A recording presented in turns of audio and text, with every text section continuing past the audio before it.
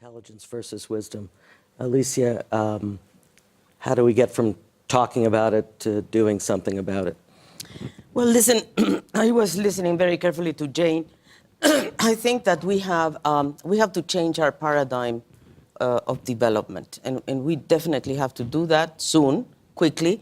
And that was about Agenda 2030 wanted to do that. I don't know if we're going to accomplish that soon, but we definitely have to change the development paradigm, and we have to move to a more sustainable future in the sense of circular economy.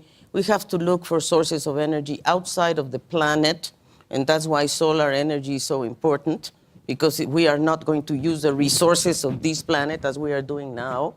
We have to go for extraplanetary resources, I think. And then, of course, inequality is also intergenerational inequality. We say we think about future generations, but we are not applying the discount rate for present generations. We have to pay a price now to be able to preserve the future generations from climate change, from the destructions of key ecosystems of the world. Number two, let me say that when we talk about tax avoidance, I'm talking about something very concrete. Latin America and the Caribbean, the tax avoidance annually comes up to $350 billion a year.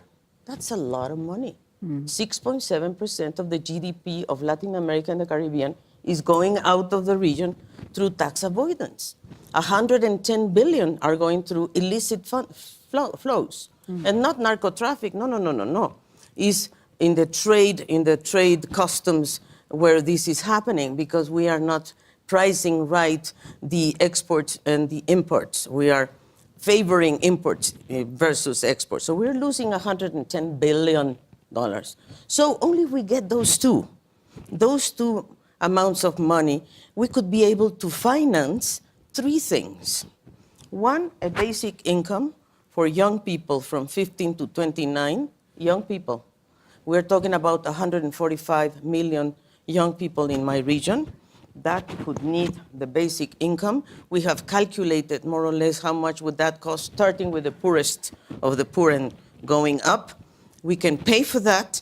The cash transfers today that go for extreme poverty are costing 0.3% of GDP.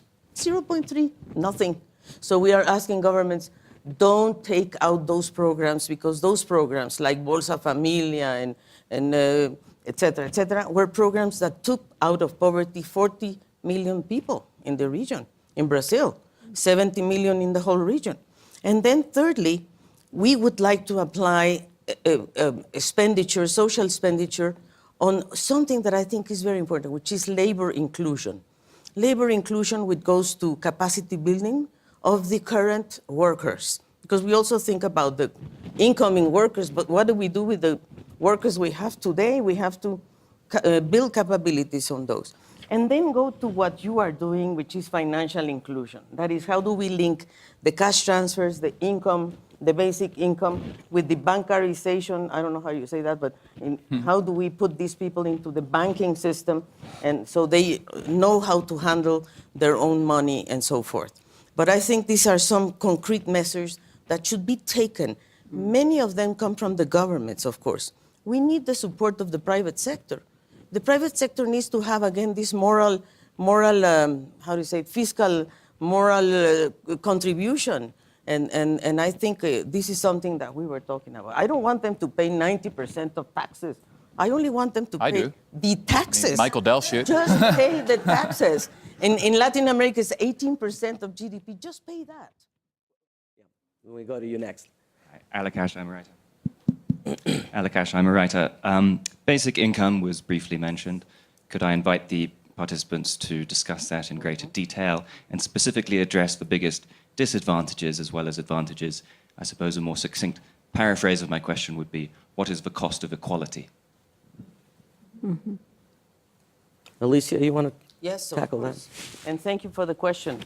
I think that the cost of equality would be to have education up to tertiary education for all. That's one cost. We have costed it out.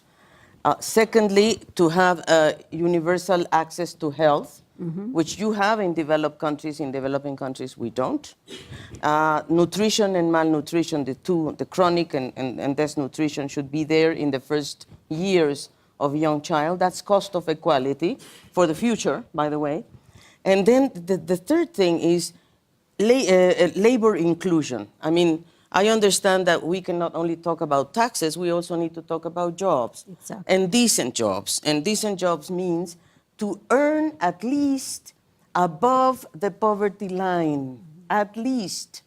But we have to say that at least in Latin America, 47% of the workers are informal and do not earn above the poverty line. The poverty line means that you get your basic needs covered. So for me, the cost of equality is to raise the basic income of people up to the poverty line. That is to make sure that they can go further. So that is costed already. We have the economics of that. But let me also address the global shapers, because I was also a global leader of tomorrow, it was called. Of course, we are the global leaders of yesterday, and we are no longer the startups, but the end-ups. But anyway, 5 things.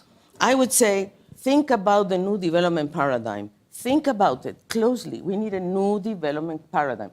New patterns of consumption and production. And the companies that are in Davos, basically the companies in Davos are the ones who are thinking very profoundly on changes on consumption and production patterns. I don't see that happening in the regions. The companies that have their jurisdictions in my region do not think about this, the men and women who are representing Unilever, for example. I think Unilever has a lot of clarity here.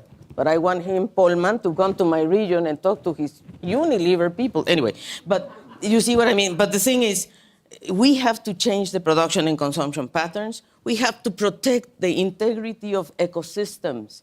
Of the few ecosystems we have left, the integrity is not to protect one plant or one tree or one, no, the ecosystem itself.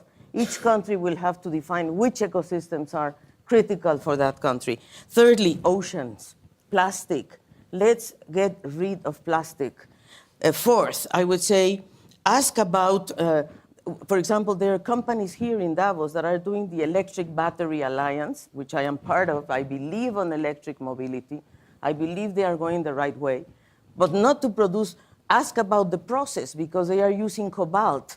Cobalt is being produced in DRC with child labor. So let's look at the process besides the outcomes, and be compassion, solidarity, and equality. It says time out on this screen, alas.